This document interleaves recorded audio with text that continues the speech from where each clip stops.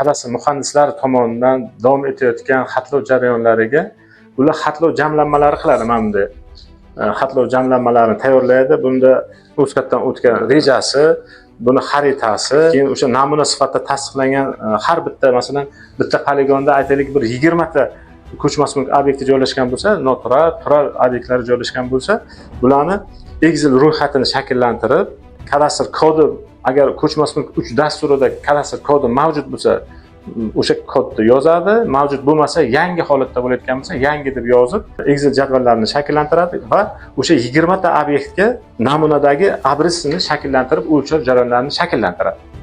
To'liq poligonda abrislarini xatlov tizimiga, belgilangan xatlov tizimiga kiritib, xatlov jamlanmalarini mana bunday tartibda tayyorlagandan keyin shtabga topshiradi. Shtab buni ko'rib chiqib, viloyat shtabiga migratsiyani ochish uchun UzCAD dasturida mana bu o'lchab kelingan 20 ta obyektni UzCADda faol qilishi uchun xatlov jamlanmasini elektron holatda viloyat shtabiga yuboradi. Viloyat shtabi tomonidan kamchiliklari yoki boshqa xato va kamchiliklari bo'lmasa, migratsiyasini ochib beradi. Shu bilan kadastr muhandisi ikkinchi etapga, ya'ni xatlov tugadi.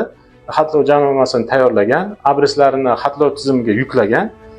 Keyingi etapda o'sha 20 ta obyektni UzCAD dasturida faollashtiradi. Yo'q, bizda olis mahalla yo'q. Olis mahalla Qarshi shaharda Shahali mahallasi bor edi. Endi Shahali shaharcha, Shahali mahallasi posyolkasi bo'lgan oldin. U mahallani biz tugatib bo'lganmiz. Poligon hisobida agar aytayotgan bo'lsak, bizda 5 ta Avtozor 1 mahallasi, Shayxali mahallasi, Amir Temur mahallasi, Oydin mahallasi bizda yakunlangan. 60-65% ga to'liq yakunlab bo'ldik Mahsumobod mahallasini. Navbatdagi mahallaga o'tamiz. Mahsumoboddan keyin Kunchiqar mahallasi bor, Neftchi mahallasi, Samarqand mahallalari bor. Bu mahallalarga xatlovga o'tamiz.